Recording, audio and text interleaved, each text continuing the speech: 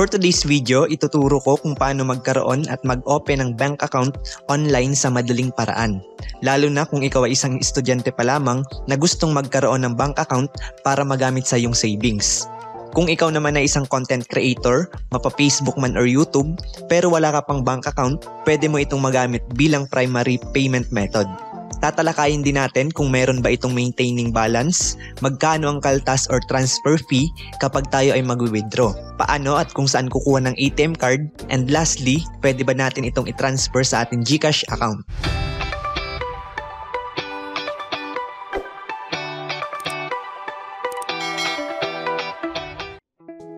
Okay, before we proceed sa ating topic, if you're new to our channel, please consider subscribing and click the notification bell para lagi kayong updated sa mga video na i-upload natin tulad nito.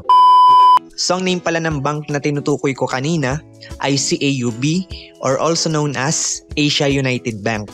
Karamihang gumagamit nito ay yung mga taong meron transaction sa ibang bansa or nagwo-work online tulad ng nasa BPO industry, online seller, freelancer, students, and even content creator na from abroad ang sahod.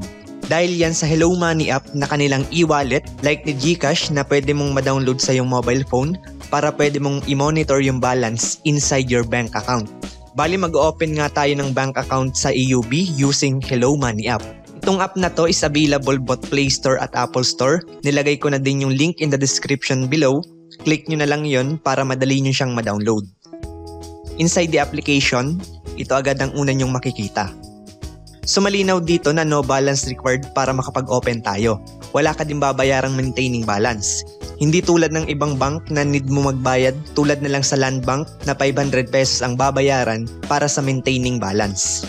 At kapag naka-prepaid account ka pala, pwede kang mag-hold ng up to 200,000 na walang extrang charge. Skip lang natin yan. Dito sa login page, meron dalawang option. I-select lang natin tong open a new account dahil wala pa naman tayong account sa AUB at Hello Money. Next, before we proceed, make sure na yung internet connection nyo is stable. Mag-prepare din kayo ng any valid ID for verification. Then face recognition, sobrang dali lang nito para lang kayong gumagawa ng GCash account. Tap na natin tong continue. Are you a Filipino citizen? Tap yes, syempre. Take note, make sure na yung ID na ipepresent nyo is valid at hindi expired para walang problema pag ito ay kanilang ni-review.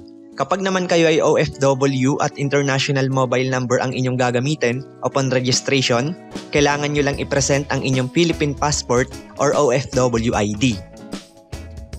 Okay, select lang natin tong ID type. Lalabas lahat dyan yung list of acceptable valid IDs. Hanapin nyo lang kung nandyan yung ID na gusto nyong i-present. For example, piliin natin tong PhilHealth. Next, kailangan lang nating picturean ang front and back side ng ating ID. Tap nyo lang tong add photo. Make sure na malinaw yung pagkakakuha nyo para maiwasan ang rejection. Okay, after that, tap next. Dito sa tell us about yourself, fill out nyo lang lahat ng basic information.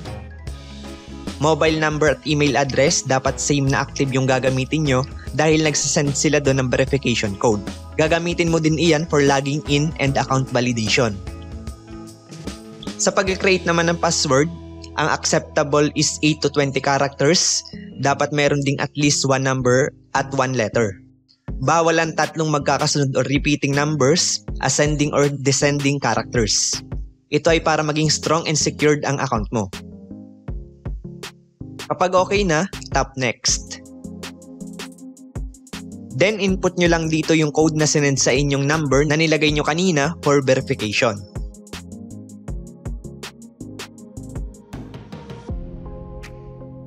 Fill out naman natin yung natitirang information na hinihingi. Itong birthday, gender, present address, ilagay nyo lang dyan kung saan kayo ngayon nakatira. Piliin nyo lang ang inyong province, city or municipality, barangay. Dito sa street or village, kung wala, NA na lang ang ilagay nyo. Then sa zip code is optional lang yan. Okay, tap done. Kung same lang yung present at permanent address nyo, just put a check dito sa box. Pero kung magkaiba naman, input nyo lang yung permanent address nyo dito sa baba. Sa source of income, piliin nyo lang din yan. Kung ikaw ay online seller, content creator, self-employed ang piliin nyo. Dependent naman kapag ikaw ay estudyante.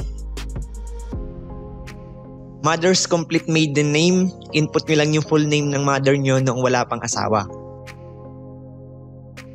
Kapag okay na lahat, tap next. Okay, sa part na to, kailangan mo lang i-record yung sarili mo stating your name, birthday, and address. Huwag kayong mag-alala dahil meron naman kayong script na babasahin lang. Kapag ready na kayo, tap record video. Before that, dapat wala nakatakip sa inyong muka like face mask, eyeglasses, caps, or headset. Appropriate dress is recommended. Tap na natin tong proceed. After nyong ma-record yung sarili nyo, itap nyo lang yung continue, or kung hindi pa naman kayo satisfied, is pwede nyong ulitin. Okay, skip lang muna natin tong part na to. Dito sa last step, kailangan lang natin pumirma. Tap natin tong sign.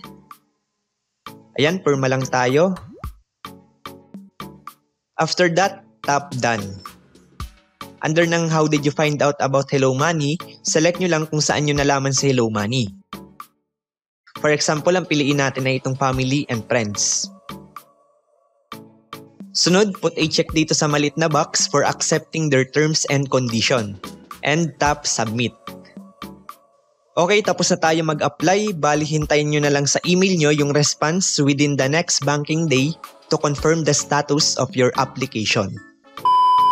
Okay guys, I hope na nakatulong tong video na to at nasagot natin ang iilan sa mga katanungan nyo. Kung nakatulong tong video na to, please like, share, and comment down below.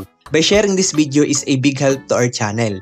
Don't forget to click the subscribe button and hit the notification bell para lagi kayong updated sa mga videos na i-upload natin about earning money online.